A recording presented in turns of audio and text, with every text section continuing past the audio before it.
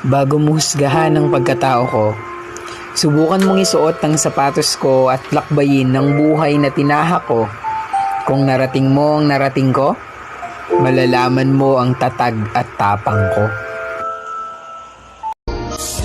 Habang tumatanda ako, unti-unti kong nare-realize na hindi pala tayo magmamature by age. Magmamature tayo by experience.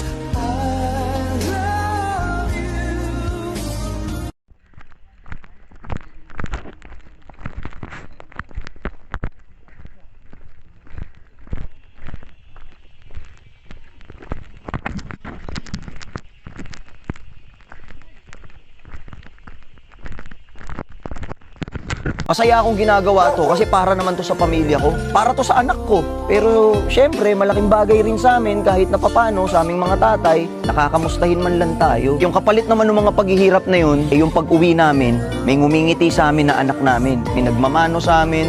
Sa mga ganong simpleng bagay, yun na yung mga nakakapagpatanggal ng mga pagod namin.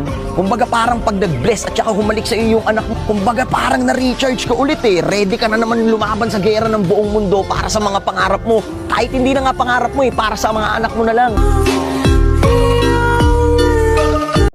Pain makes you stronger. Tears make you braver. And heartbreaks make you wiser. So thank the past for a better future.